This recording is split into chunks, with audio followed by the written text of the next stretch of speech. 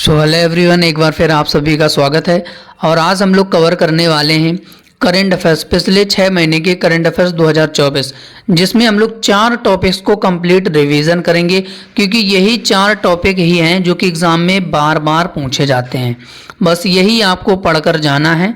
और 4 टॉपिक में हम लोग अवार्ड्स एंड ऑनर यानी कि पुरस्कार और सम्मान, रैंक और इंडेक्स, और स्पोर्ट करंट अफेयर्स यानी कि खेल कूद, और इसके बाद चौथा टॉपिक हम लोग कवर करेंगे इम्पोर्टेंट डेज यानी कि महत्वपूर्ण दिवस और उसकी थीम।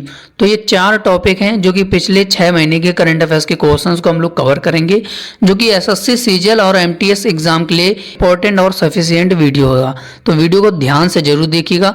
और हम लोग हर एक क्वेश्चन से रिलेटेड उसकी इमेज भी 2-3 देखते हुए चलेंगे, जिससे कि एग्जाम हॉल तक हम लोग को क्वेश्चंस भी लंबे समय तक याद रहेगा, क्योंकि कुछ ऐसा जरिया हमको बनाना पड़ेगा कि हमको लंबे समय तक क्वेश्चंस भी याद रखना है।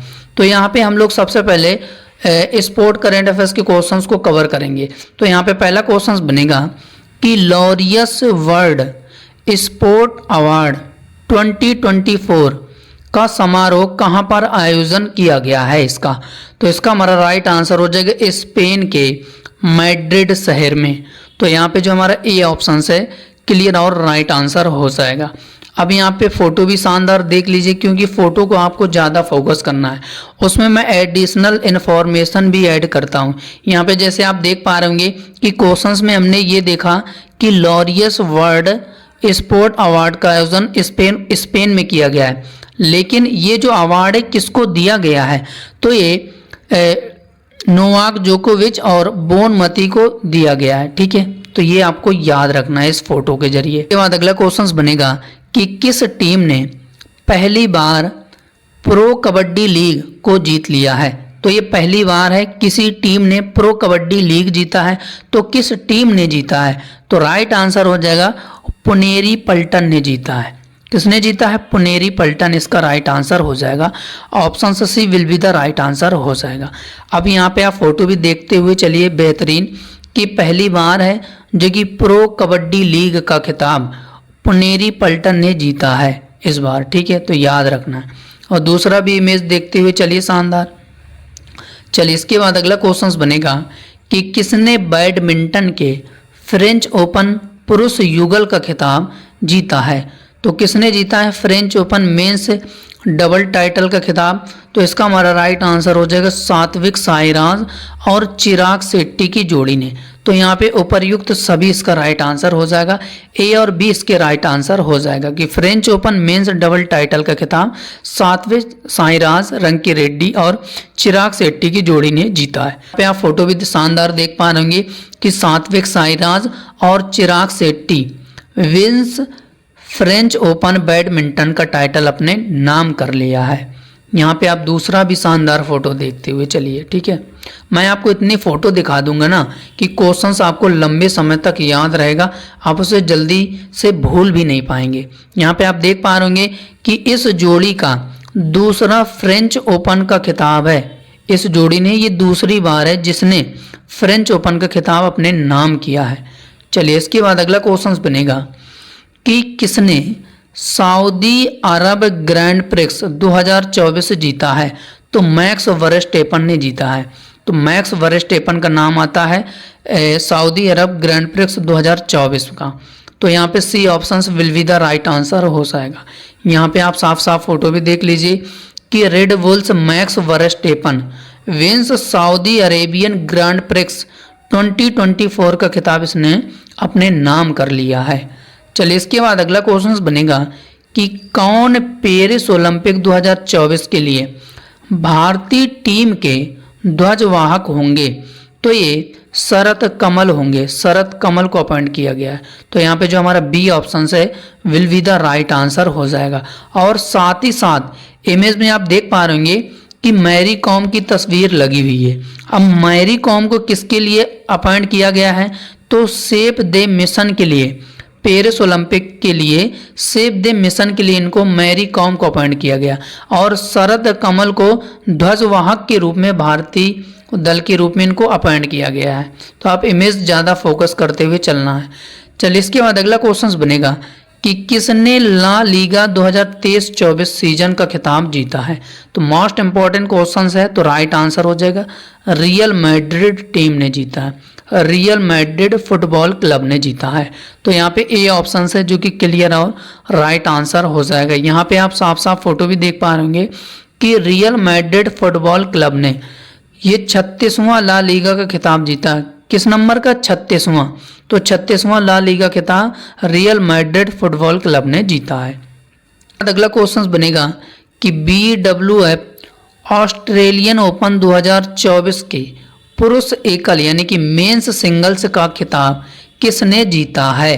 तो ली जी जिया ने जीता है, ली जी जिया ने जीता है। अच्छा नाम है, ली जी जिया ने BWF ऑस्ट्रेलियन ओपन 2024 के पुरुष एकल मेंस सिंगल्स टाइटल का खिताब इन्होंने अपने नाम किया है।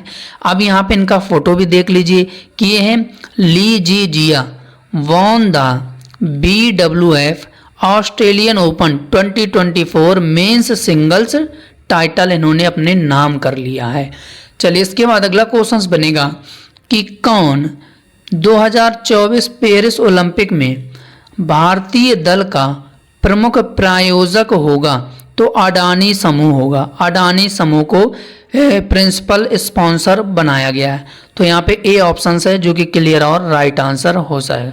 यहाँ पे आप फोटो भी साफ साफ देख लीजिए। के बाद अगला क्वेश्चन बनेगा कि मनु भाकर ने पेरिस ओलंपिक 2024 में महिला वर्ग की 10 मीटर एयर पिस्टल स्पर्धा में कौन सा पदक जीता है? जब पेरिस ओलंपिक 2024 का आयोजन किया गया था तो उसमें जो सबसे पहला पदक, सबसे पहला मेडल जो लेकर आई थी वो मनु भाकर ही लेकर आई थी। तो इन्होंने कौन सा पदक जीता था? इंपॉर्टेंट क्वेश्चन है एग्जाम के लिए।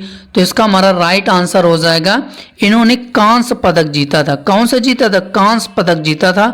और पहला पेरिस ओलंपिक का मनु भाकर का पहला कांस्य पदक था जो कि भारत को इन्होंने दिलाया था।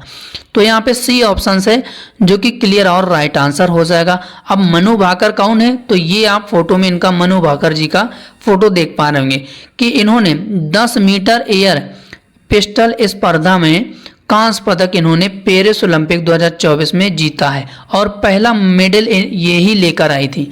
यहाँ पे आप देख पा रहे होंगे कि कांस्य पदक विजेता मनु भाकर, ठीक है, निशानेबाजी में इन्होंने कांस्य पदक जीता है। बाद अगला क्वेश्चन बनेगा कि मनु भाकर और सरबजोत सिंह ने पेरिस ओलंपिक 2024 में 10 मीटर एयर पिस्टल मिश्रित टीम स्पर्धा में कौन सा पदक जीता है? तो इन दोनों ने 10 मीटर एयर पिस्टल मिश्रित टीम स्पर्धा में कौन सा पदक जीता है?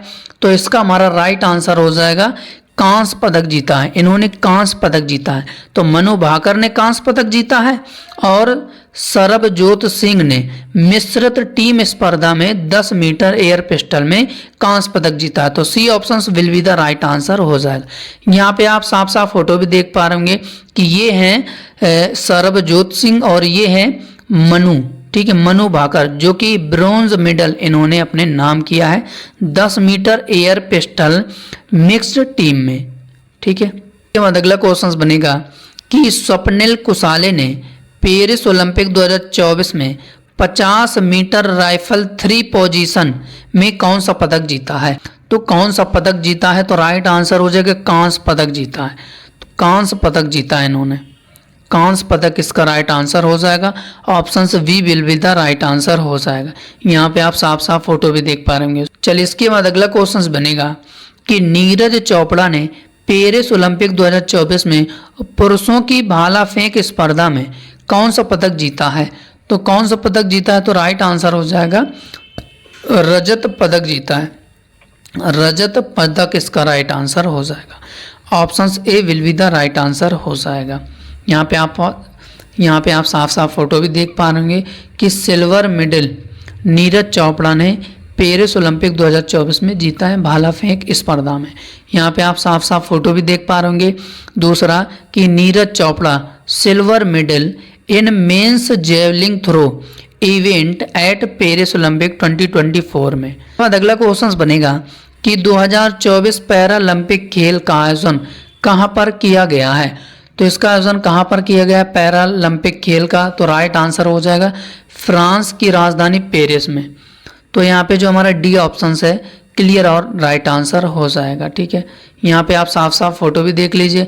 अब यहाँ पे हो सकता है आपसे 2024 का पेरिस पैरालंपिक गेम्स का मस्कट पूछ ले, तो फ्रेजिस है, फ्रेजिस मस्कट याद रखना। ठीक है, ये फोटो भी है इस तरीके से कि ये फ्रेजिस मस्कट है। ठीक है, चलिए इसके बाद अगला क्वेश्चन बनेगा कि किसने पैरालंपिक में 2 स्वर्ण पदक जीतने वाली भारतीय महिला बनकर इतिहास रच दिया है? तो किसने जीता है? तो इसका हमारा राइट आंसर हो जाएगा अवनी लेखरा ने जीता है। अवनी लेखरा ने पैरालंपिक्स गेम्स 2024 में 2 स्वर्ण पदक जीतने वाली पहली भारतीय महिला बनकर इन्होंने इतिहास रच दिया है। तो यहाँ पे ए ऑप्शन है जो कि क्लियर और राइट आंसर हो जाएगा। इन्होंने गोल्ड मेडल जीता है अवनी लेखरा ने। ठीक है, पैरा शूटिंग में।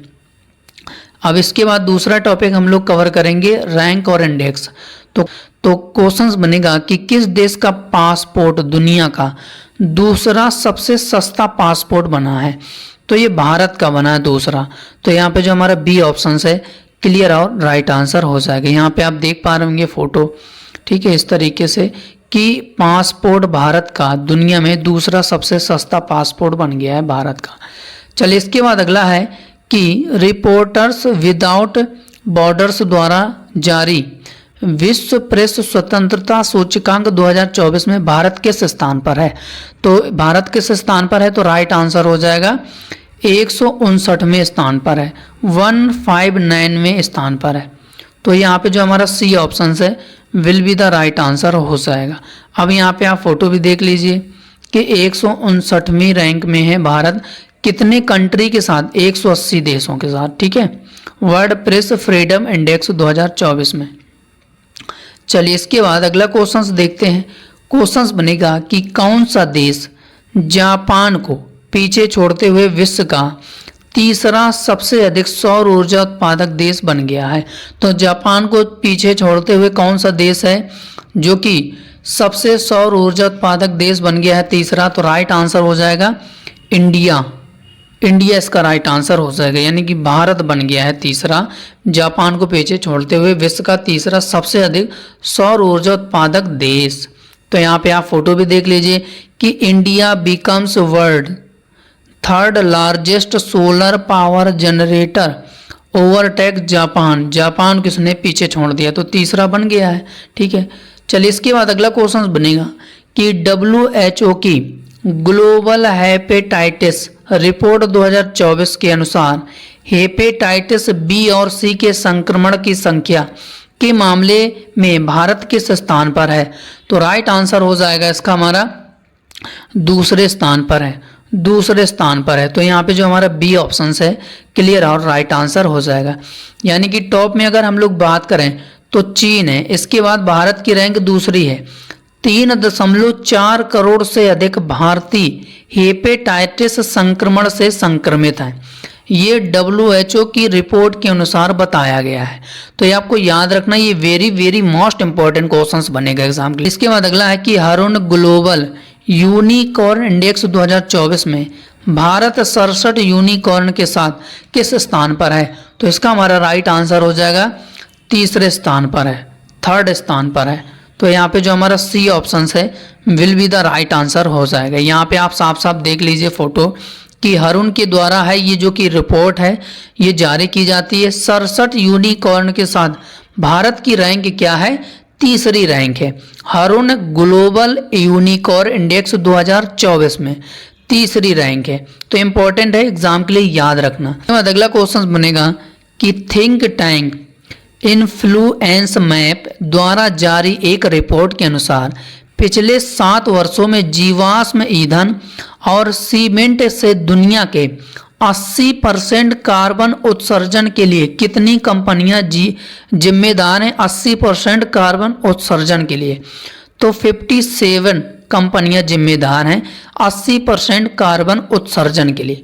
तो यानी कि बी ऑप्शन जो है क्लियर और राइट आंसर हो जाएगा। ये इंपॉर्टेंट क्वेश्चन है, याद रखना। फोटो भी आप देख लीजिए जिससे कि क्वेश्चंस भी आपको याद रहेगा कि पिछले 7 वर्षों में जीवाश्म ईंधन और सीमेंट से दुनिया भर में उत्सर्जित कार्बन उत्सर्जन के 80% भाग के लिए सिर्फ 57 कंपनियां जिम्मेदार हैं और ये कंपनियां तेल, गैस, कोयला और सीमेंट के उत्पादन से जुड़ी हैं, जो कि इसी का काम करती हैं। कोई कंपनी तेल का काम करती है, कोई गैस बनाती है, कोई कोयला का काम करती है, कोई सीमेंट बनाती है।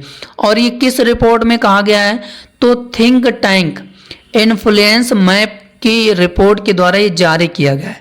तो ये इंपॉर्टेंट है, इमेज भी और क्वेश्चंस भी याद रखना। चलिए इसके बाद अगला क्वेश्चंस बनेगा कि जनरेटिव एआई नवाचारों में भारत की रैंक क्या है? तो भारत की रैंक क्या है जनरेटिव एआई इनोवेशन में? तो राइट आंसर हो जाएगा 5वीं रैंक है। 5वीं रैंक है तो 5वें स्थान पर है। तो यहाँ पे सी ऑप्शन से जो है क्लियर और राइट आंसर हो जाएगा। यहाँ पे आप देख पा रहे होंगे फोटो कि इंडिया रैंक्स 5th इन जनरेटिव एआई इनोवेशन और चाइना में टॉप पर है।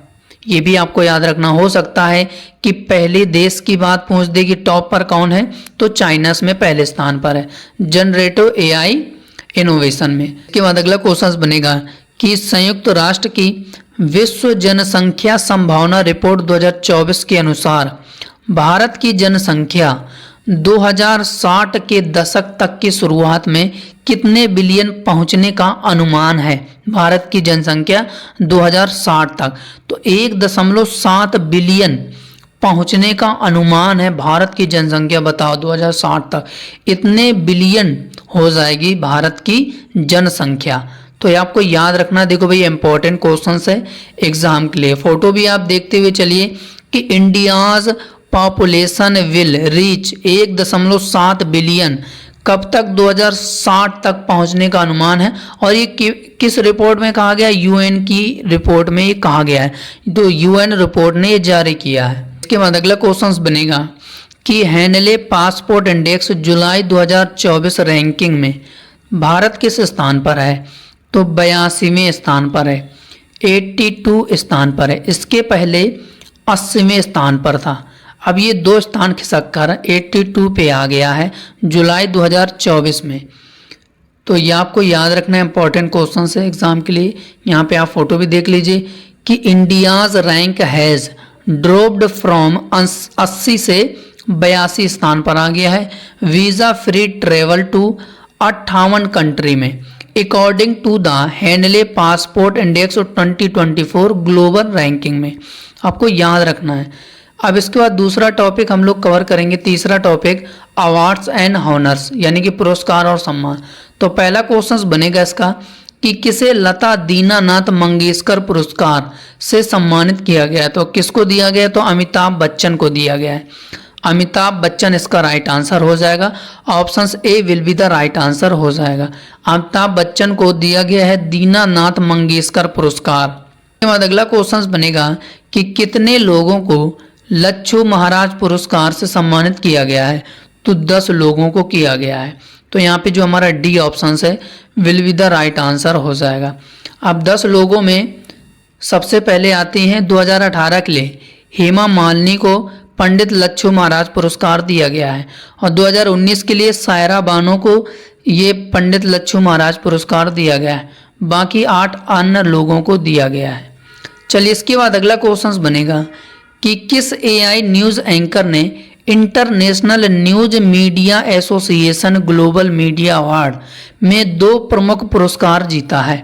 तो इस एआई न्यूज़ एंकर का नाम क्या है? तो राइट आंसर हो जाएगा सना एआई न्यूज़ एंकर ने international news media association global media award में 2 प्रमुख पुरस्कार जीता है।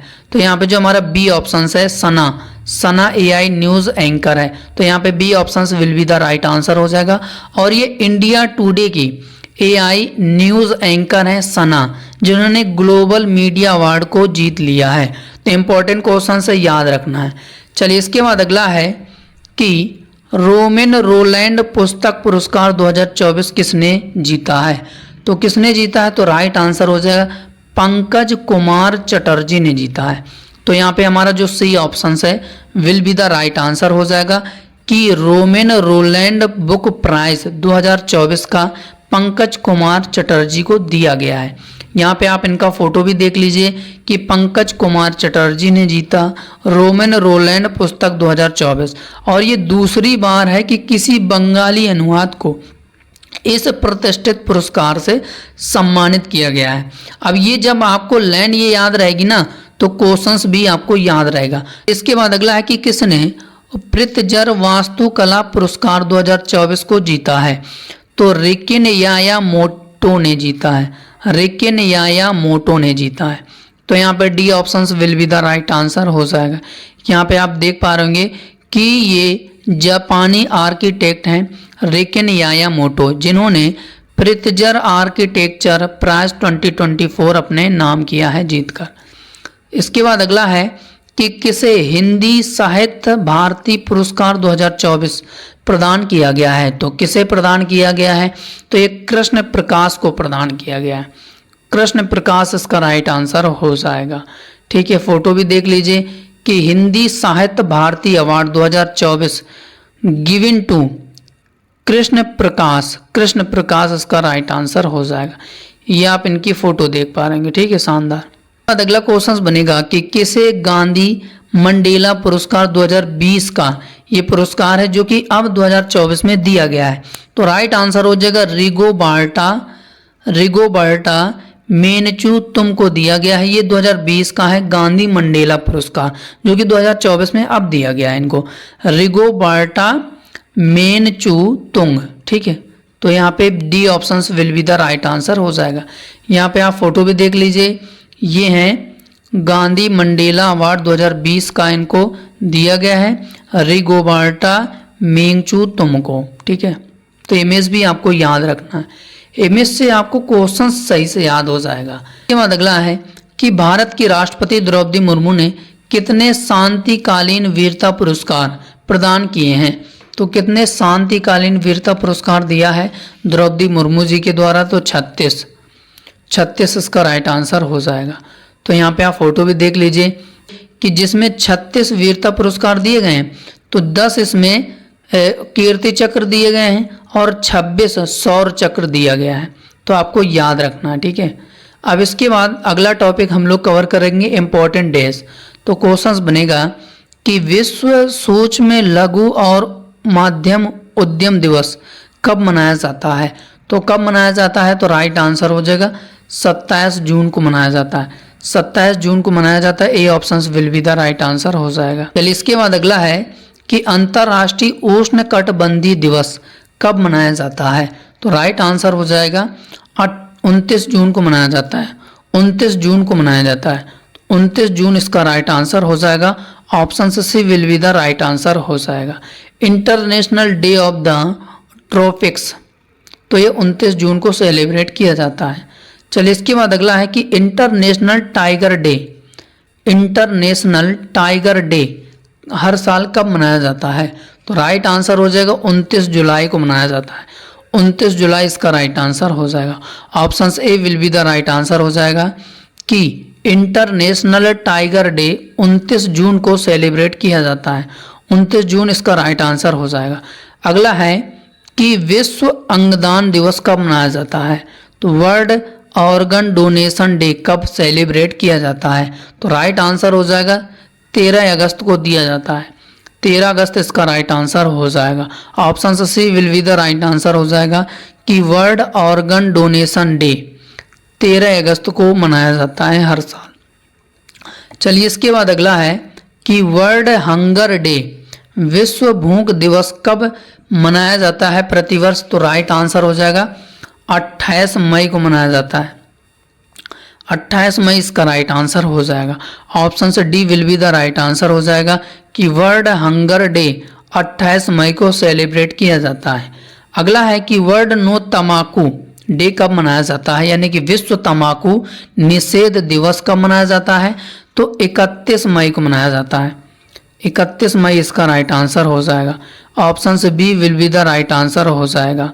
वर्ल्ड नो तंबाकू डे 31 मई को मनाया जाता है कि राष्ट्रीय पंचायती राज दिवस कब मनाया जाता है, तो राइट आंसर हो जाएगा इसका हमारा 24 अप्रैल को मनाया जाता है। 24 अप्रैल इसका राइट आंसर हो जाएगा। 24 अप्रैल इसका राइट आंसर हो जाएगा।